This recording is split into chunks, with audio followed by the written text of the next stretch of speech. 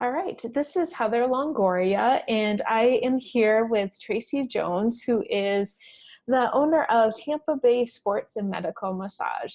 And if you've been watching this video series or audio series, you know that I am a recent graduate of the Center for Neurosomatic Studies, graduated back in February, and since then have been on a quest to kind of fill in some blanks, some just answer some questions I had once I got out there in the world and started to realize how difficult it is to build a therapy practice.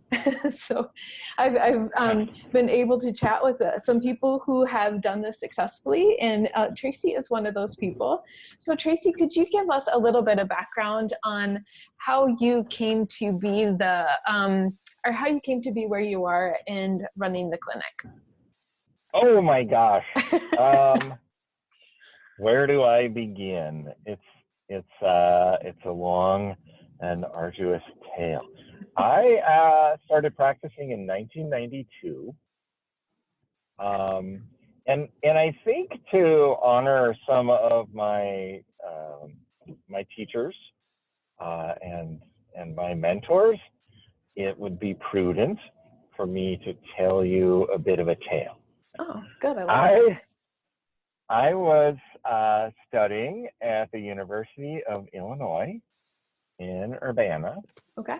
And one day I was going to be a doctor.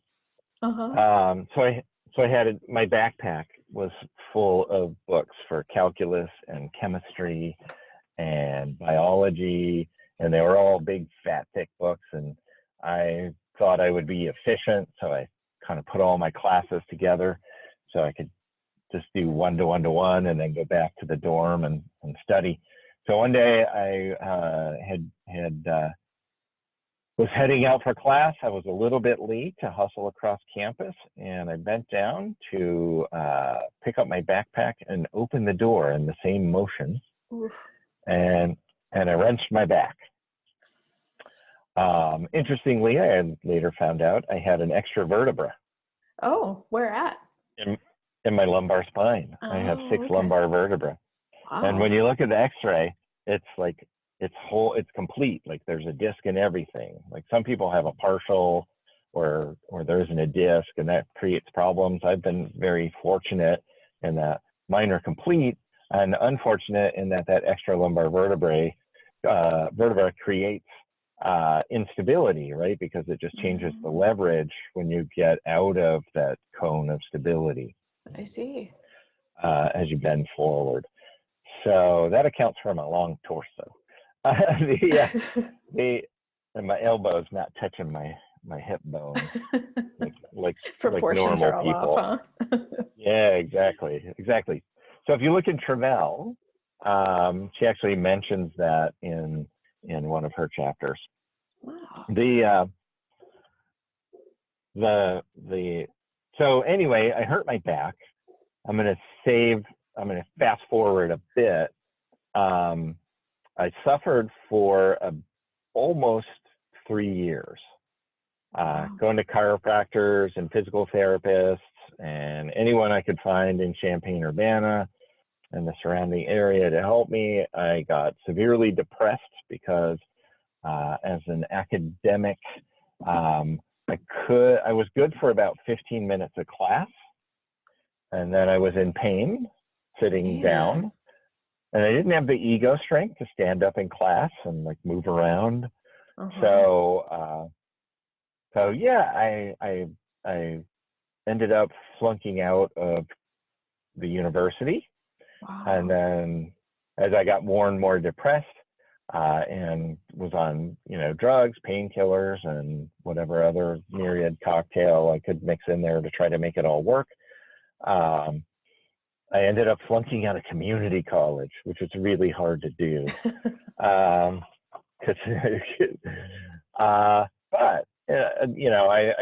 I was cognizant enough to reach out, and I reached out to a social worker I'd had at the university when the depression stuff first started, and she agreed to see me privately. and she said, hey, there's this guy doing massage, and maybe he could help you with your pain. So I tried it out, and sure enough, it was a gentleman named Douglas Nelson. Oh, okay. That was Uh, the guy Kevin heard about NST from too, isn't it? yeah, yep, Okay. yep. He was also Kevin's first therapist. And so Doug helped get me out of pain, which got me turned around. I ended up getting a degree in social work because you couldn't borrow money to go to massage school back then, Uh-huh. and there were no grant programs or anything. So I had to get my degree in something. So I got it in social work, and then I worked my way through massage school. But I knew what I wanted to do. I just needed the certification and paperwork to get that done. So I completed a program out of Utah and started taking, and at that time, Doug was an instructor with Paul St. John Oh, okay. and with Paul at the time. And so that's what I started studying. I started taking seminars before I was done with school. And you know, things kind of took off from there, simply because that's what I wanted to do. I worked for Doug for a little while, and then I opened my own place in 1995 with my then wife, and yeah, we built that up over like 7 years. When I sold that to move away from Bloomington, Illinois, we actually had an active mailing list of 7,400 Holy some odd cow. people. Yeah, so And we averaged 1,000. that We was averaged the a days thousand. before like social media and everything too. So that's Yeah, amazing. we averaged 1,000 new clients a year. Well, it was kind of the golden age because today's a new game, and I know I'm excited that you're doing this. This program, and it should be a benefit to a lot of people. But it was a different game back then. Lots of research, like massage was becoming more and more popular, and there weren't that many therapists, and there weren't that many savvy therapists. But really, all you had to do back then was like hand out your card, and you were going to get business. Oh, wow. And then you know, the internet of the day was the yellow pages, so we took out a good yellow page ad Mm-hmm. that had some cool graphics, some attractive, eye-pleasing graphics, and we had a name that was early in the alphabet, and I had a policy that I would answer the phone during a session. Oh, Like okay. if the phone, because it was typically just me or me and my wife at the beginning. And I made a policy that I would answer the phone. So one of the tips, like if someone calls and you don't answer, they're probably going down to the next one, Uh-huh. right? So you want to answer the phone Ah, yeah. if you can. Now, and it was interesting because if someone would balk at that, which happened occasionally, I would just say, hey, if you're suffering with your back, hip, neck, leg, whatever, would you want me to answer the phone so you could get an appointment sooner, or do you want to play phone tag? And they Right. would go, oh, yeah. Play on I'd their rather have empathy. the phone answered. So they would, one or two people bristled, but by and large, they got it. And then I said, and if I'm not successful and I have to close this place down, then I won't be here to treat you. And they would go, well, damn, well, I definitely want that. So, and it was fun because then later some clients would be like, hey, if I hit something that was sensitive or tender or downright painful, they would go, hey, I think your phone's ringing. You need to go answer that. so that it was kind of the golden age, I think. In some ways, it was a little easier. It was an easier market because it was kind of out in the middle of nowhere. I know you're from Iowa, so you kind of get that, like, Yeah. cities, an oasis in an ocean of corn and beans. Right. and it was kind of cool because just sharing the gospel of manual therapy, I was able to build up to where in sports medicine in that community, there were 3 people that everyone knew. The other 2 were orthopedic surgeons, and they spent a lot of money on marketing. Uh-huh. I mostly did word of mouth and networking. So I didn't know it was networking at the time, but yeah, networking. So you've been specializing in like the sports medicine field for a long time then. Yeah, well, you know what? It turns out I'm a sports nut. Uh-huh. And a creative problem solver. So people would come in dire straits, and I think what neurosomatic therapy has to offer is unique in its kind of global mechanical problem solving approach. Mm-hmm. So I was able to add that to what they hadn't already paid attention to, number one. Number two, because of my own experience, I was incredibly passionate about helping people with pain, and I still am incredibly passionate about helping people in pain. Some of those people are athletes, and they want to get back to their chosen sport, and so I really was fired up about that. It was funny, one winter, another story. One winter, I had a guy come in, and I had the golf bug really bad, and I just was so desperately wanted to play, and there were 6 inches of snow on the ground. Sounds like Iowa and Illinois. And I'm telling stories, to one of my clients, and he goes, "You really love golf, don't you?" I said, "Yeah, do you play?" And he goes, "No." I said, "Stick with me and you will."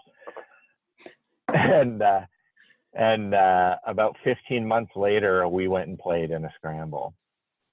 Now, just to give you a little bit of history on this guy, he weighed well over 400 pounds. Whoa.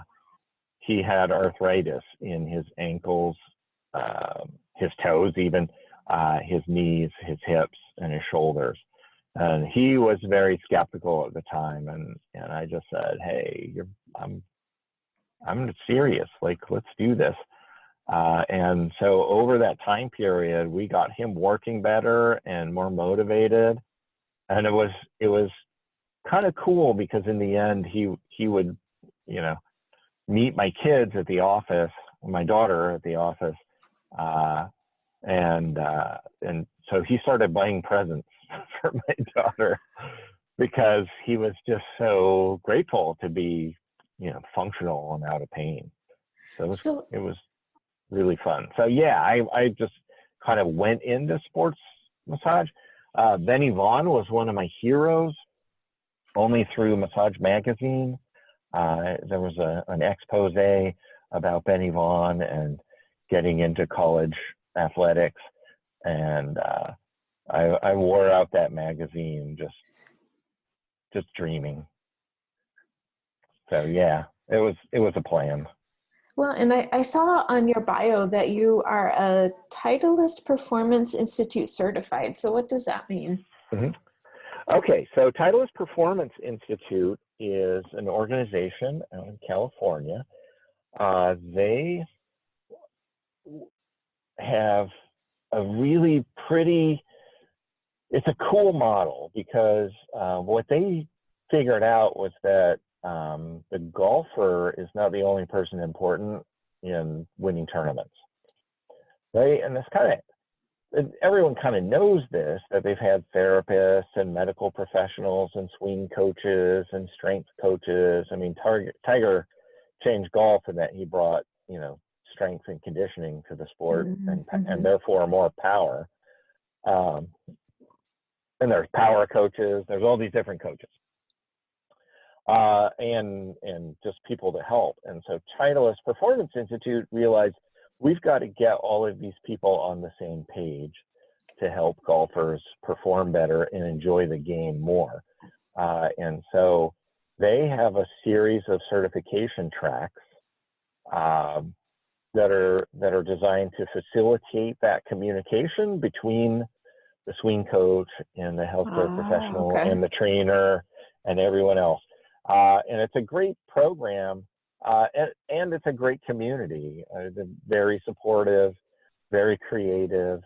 And so I started doing that. I had written, it's funny, the way I got into it was I wrote a course on how to help golfers, and just through my own research came up with an assessment, and then I saw this Titleist Performance Institute thing, so I decided I would go check that out. And it turned out my assessments were pretty much on point, just done differently than the protocol that they did. We have a tentative agreement to have a little bit of a partnership, in that people who take my class can get a discount. We're working on getting a discount for the level 1 course for participants in my course on golf. So that's kind of fun. Oh yeah, that's awesome. So obviously I became a fan of Titleist Performance Institute at that point, when I started taking the classes, and I've gone on and completed what they call their medical track. So I'm level 3 certified for their medical track, which was fun. I was taking the class with a bunch of MDs and DOs, but also physical therapists and a couple of strength and conditioning people, and then one other massage therapist. And I asked, how many massage therapists have done this? And they said about 20. Wow. So it sounds like part of the reason that you got into the sports medicine is just because you love sports. Was it also like a strategic decision? Did you feel like that was where you needed to go to get more patients, or more? Do you refer to them as patients, or do you refer to them as clients? It depends on who I'm talking to. Okay. That word is interchangeable to me. In Illinois, I had to call them clients. I couldn't call them patients. It's just not something that, like, there was no license when I started. So you would be, if you were to say patients, you'd be misrepresenting yourself as a medical professional. Whereas in the state of Florida, because you have a license under the Medical Quality Assurance Board, you're a medical professional. Therefore, you can refer to them as patients. Okay. So it just depends. But yeah, I grew up playing sports. I played baseball, soccer, little bit of football. I wasn't very big, so that wasn't fun. Basketball. I ran cross country and track, and then later I raced bicycles. Oh. Poorly. I rode on the back of the pack for as long as I could hang on. I see. Like road bikes or like dirt bikes, or what kind? Road bikes. Okay. Road bikes. Yeah. Yeah. Not like Tour de France, but yeah. Sort of like that. So, I knew that performance was a factor, and I love biomechanics. And then I had relationships with Illinois State University in Bloomington, and Illinois Wesleyan also in Bloomington. Well, Illinois State's in Normal, but they're connected, those two towns. So yeah, we had a great relationship. And so from watching your Facebook feed and your posts on Instagram, it seems like you and your team do a lot of stuff at like sports events and sports fairs and stuff like that down here. Has that been an effective marketing avenue for you? And kind of along with that, if you could, I know you have a leader working for you who graduated at the same time I did. Mhm. So if you have any tips for what has worked well to build up your clientele and her clientele, and for other therapists getting straight out of school, that we don't have the Yeah. 7,400 people on our mailing list yet. I know. I don't either, because I started this company 2 years ago. So, uh, but I think we hit 900 recently. So 900 in 2 years isn't too bad. nice. They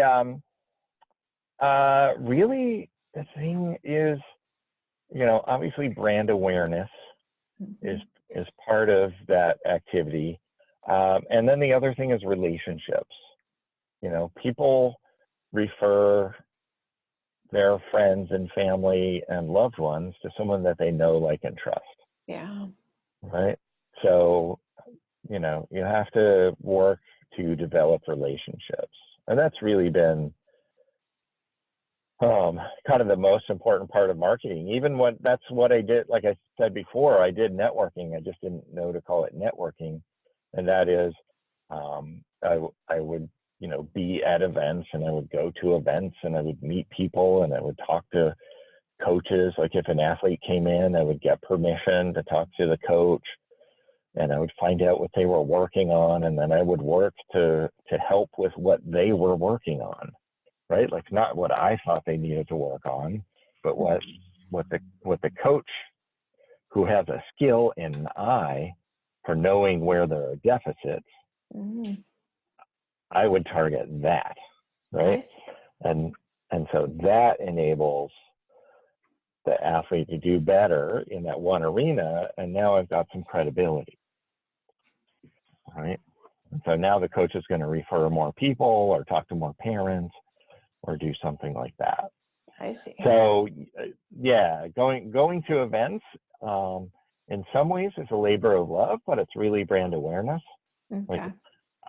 I'm confused by people who say, we're charging at these events. We're going to make, the days of free massage are over. And I'm like, yeah, but you're doing a commercial, Yeah. right? You're not treating somebody well in a 10-minute, post-event rub Uh-huh. down. That's a commercial. That's a handshake. That's a handshake in my mind. So, we go to these events to develop brand awareness, to develop relationships with other professionals who are there. And then I love to just help other people, you know. Yeah. Um, so if somebody has, a, I'm acutely aware, an air conditioning problem, I've got an AC guy Hmm. who only repairs, he does not replace. So his interest is in getting your unit working that you have now. He doesn't have an interest in selling you a new unit, because he doesn't get a commission on that. So if he tells you you need a new one, then you need a new one, right? So you can trust that he's not going to try to sell you what you don't need. So I refer him. Well, when somebody hurts their back or something on the job, he's probably going to send them to me. So it just becomes this mutually beneficial relationship. All right.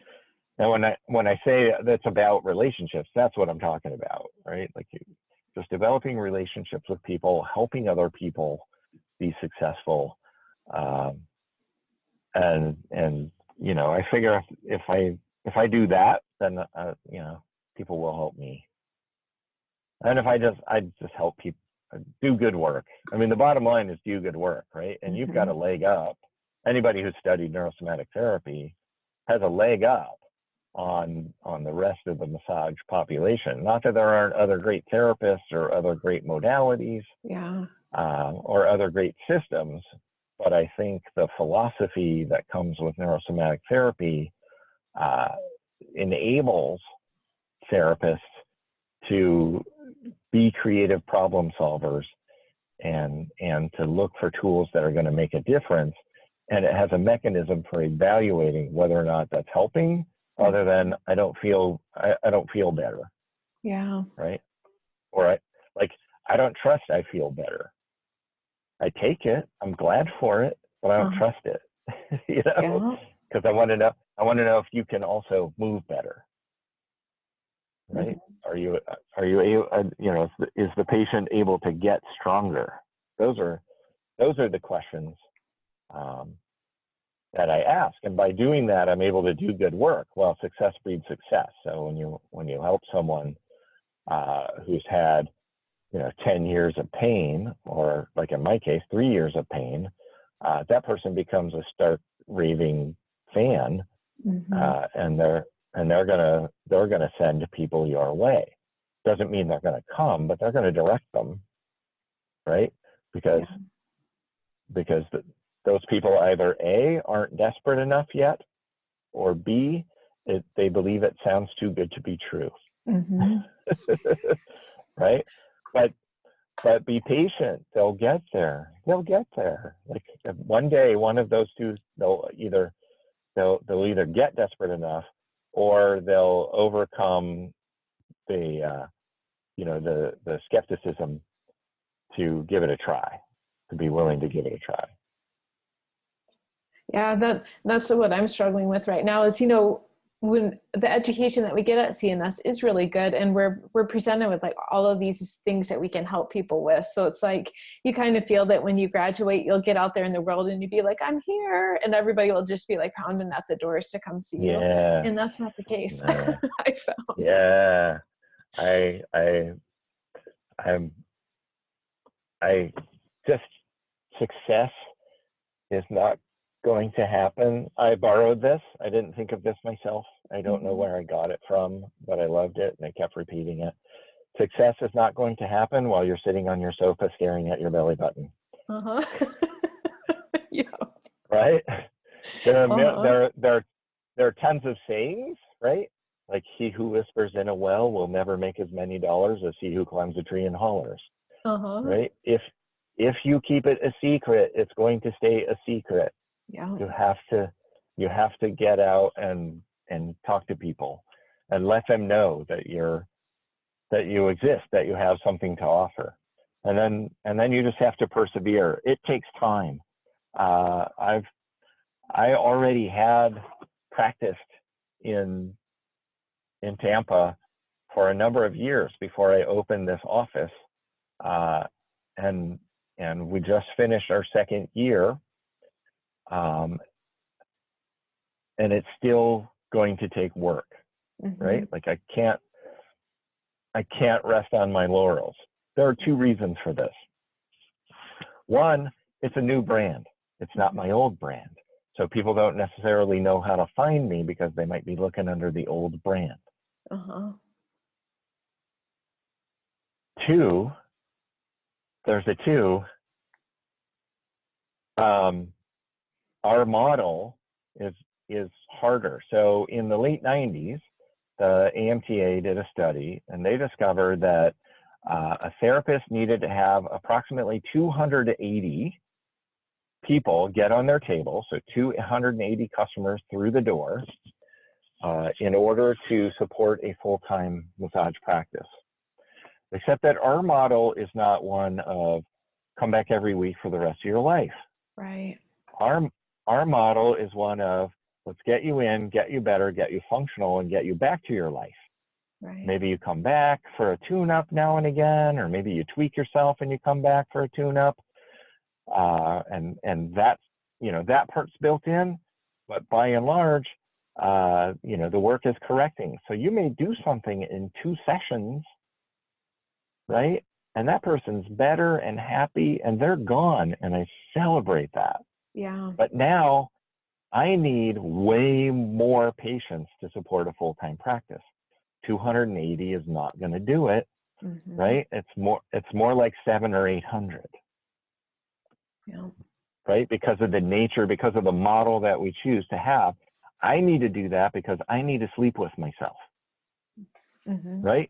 Now, do I have some people who are not going to get better because they've damaged themselves to that point, or they've been damaged to that point through trauma or disease or something like that? Yeah, I can help them live a better life, but I may not be able to, eliminate that problem or get them completely functional. So some of those people continue to stay around. Some people won't make lifestyle changes. Like I had one woman that I saw for like 5 years, which for me is a good long while. She's not the only person I've seen that long, except that I didn't have to see her that long. She wasn't that damaged. But what would happen, she was in a car accident, hurt her low back. What she would do was go out on the weekends and go drinking. She'd get rambunctious and she put her foot behind her neck. Oh. Which, in order to do that, she had to get her lumbar spine in an awkward position, which would then sort of re-traumatize her a little bit. So then she'd come back. Well, it took me 5 years to get her to stop smoking, to eat better, to exercise. And then after that, she was good. She didn't need more treatments. But it was an interesting 5 years to hear stories from her and her husband. It was exciting though. One day he called me. He goes, "Tracy." I go, "What?" "She's mowing the lawn." I go, "Okay. She's not supposed to do that. She could injure herself." I'm like, "How long's it been since she mowed the lawn?" "Since before she injured her back." I'm like, "So this is something to celebrate." He goes, "I'm scared." I said, "Me too, but let's see what happens." It ended up she was okay. So now she could garden and do her lawn again. And that was a huge victory, to get her in a position to do the things she wanted to do. So yeah, it's always been a mishmash, my practice of chronic pain and pain relief people, and then sports related, sports performance people. I have a passion for both. They're both definitely related because sports performance people who are hampered are usually hampered because of an injury. Mm-hmm. So they fit together nicely. But there are some things in addition to that that we didn't necessarily talk about in the construct of neurosomatic therapy. So, well, and that was one thing I know. Oh, go ahead. There's room for it in the philosophy, but there's only so many hours in a day to teach, So you've got to get the core and the philosophy first, and then everything grows out of that. Well, and even the 18 months that we got, I feel like I could probably go through that program about 3 more times and finally start to really grasp what we were taught. Yeah. So I know I think it's a lot to learn. I get it. It's exciting. And one thing I noticed on your website too is that there's a focus on there about like restoring the mind-body connection and helping people heal and helping them relax. So it has a little bit more of like, and I noticed this too in your Instagram posts that you're selling like massage for not just its pain relief abilities, but for its relaxation and just like down regulation abilities too. So I know you've been a therapist for 25 years. So over the course of your career, 27, yeah. 27, yeah. Over the course of your career, I'm sure you've delved into many other modalities besides NST. So what do you like in your daily practice? What do you use the most? Is it like a lot of neurosomatic therapy? Do you use like a lot of myofascial kind of stuff, or? Well, to me, it's all neurosomatic therapy. Okay. That's what I say when I talk about the philosophy, right? If you master the philosophy, if you get the components of the philosophy down, then everything else kind of integrates into some component of the philosophy. I got it. Keep in mind, I also have a master's degree in social work. Yeah. So, down regulate, like the ability of the mind to overpower people is tremendous. Although the reason why I chose therapy, manual therapy over talk therapy is because about 2/3 of the people I saw who were depressed because they were in pain. Oh, interesting. Right? But they fit together. You still have to rehabilitate the brain, the mind, right, in that process, because the mind, just like an engram, gets into a habit and becomes facilitated.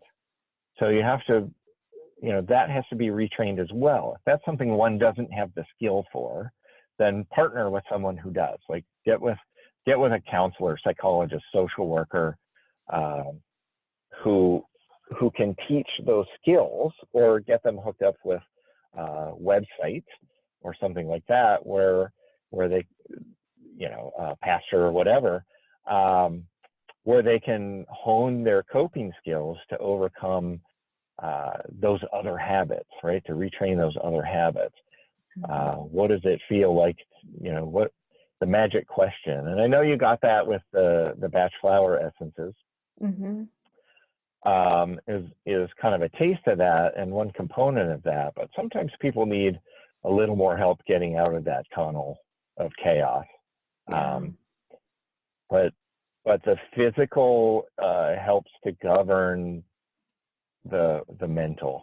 I don't know if you guys talked about Swami Rama of the Himalayas, but he was a yogi that moved from the Himalayas to, I want to say, Western Pennsylvania, and opened an institute there, the Himalayan Institute.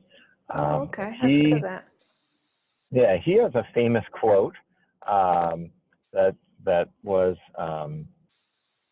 if you can control the breath, you can control the body or the mind, right? Because the breath is the one function in your body that is both voluntary and involuntary. Mm-hmm. So I spend a lot of time teaching people to breathe, getting them to breathe, to activate different parts of their nervous system, right? To meet the demands of what they're working on. Mm-hmm. Like, you don't always want to be parasympathetic, mm-hmm. right? You don't want to hyperactivate parasympathetic, because you'll just bliss out and you'll never get anything done. Yeah. Right? All of those feelings, emotions, those are functional, right? Anger can be functional, right? It gets you to defend yourself or your loved ones, Good or motivator. to advocate for yourself in a time where someone's trying to take advantage of you. Mm-hmm. But then if anger becomes a habit, now it's dysfunctional, right? Yeah. So changing the way your body functions, will help change the way your mind functions. Oh, yeah, very interesting. And vice versa. So do a lot of focus on that. And really, it's that the thing is to find that area of noxious proprioception. Like, where's that noise coming from? Is that noise coming from some tissue, a joint, an organ, or is it coming from your mind? Yeah, right. And if it's coming from your mind, we better have a strategy for coping with that. So yeah, it's fun. And one last question before I let you go, and this is totally a sidebar, but when you started working with Douglas Nelson, what did he work on with you that helped with that pain you had for 3 years? Oh my gosh. Okay, so Doug was the first person to actually touch me with the purpose of finding where it hurt, right? Like, I'd been to chiropractors and they just did adjustments, right? But they never found the issue. Doctors didn't even touch me. They just looked at my x-ray and went, "There's nothing wrong with you." And I went, "Why am I in pain?" They went, "Oh no, here, take some pills." Yeah. Because they didn't know. Physical therapists back then they did modalities, right? Ultrasound, heat lamps, hot packs, cold packs, exercise protocols. They weren't putting their hands on people for soft tissue work. Really very much. It was not the norm for sure at that point. So Doug, it actually turned out to be the QL at L1, L2. Oh, okay. Just like that connection, huh? Yep. And he looked at my posture and he looked at some stuff, and I don't know what he was writing down over there, and then he stuck his finger in my back and went, "Does it hurt right there?" I was like, "Yeah, that's the spot." And he's like, "Okay, lay down." We went to work. So, and over time, it just got better and better. So yeah, in a way, indirectly, Paul helped save my life. You might recall I was suicidal because Yeah. of that pain. Yeah. Man. So that got me turned around. Well, I'm glad you So found Doug. So I'm not just a massage therapist, I'm a missionary. Yeah, no kidding. So yeah, if you ever have a question, I don't know how long it will take me to get back to you or anyone listening, but if you ever have a question or a case you want to run, or just to get a different perspective, or to hear that you're on the right track, which is often the case, Yeah. I'm happy to do that, because this is my mission. This isn't my job. This is my mission. So, I hope people take advantage of that. Yeah, thank you so much, Tracy. It was great to talk to you. I've seen pictures of you the videos of you in the gate. I've seen pictures of you in the manual. So it's nice to get to know the person behind the pictures and the photos. So thank you. Yeah, and I appreciate you taking the time to talk with me today. I think this will be really helpful for people coming out of school, and give them some encouragement that even if you're not fully booked within 6 months, it doesn't mean that you're a horrible therapist. No, hope. Yeah, don't, never give up. If it's what you're passionate about, just press on. Do what you need to do to survive, Mm-hmm. but press on. But yeah, try not to get down. Like, be active. That's the best thing I can say, is be active. Like, it's not going to happen in your kitchen or your living room. Mm-hmm. It could now with social media and the internet, but it's probably not going to happen there, because it's really about relationships. Yeah. Right? Go talk to people. Go hang out with people. Go do things. Right? Yeah. Go watch volleyball on the beach, and if somebody tweaks themselves, fix them right there. Boom. Uh-huh. You got 6 clients because somebody was staring at you on the beach, digging Uh-huh. your thumb in somebody's armpit. It's the magic spot. That kind of stuff. Yeah. That kind of stuff. Right? Yeah, whichever would depending on what it was. So Yeah. cool. Heather, thanks so much. Yeah. This was fun. Feel free to call me again and make good stuff happen. I love it. All right. Awesome. Thank you so much, Tracy. I hope you have a great rest of the night.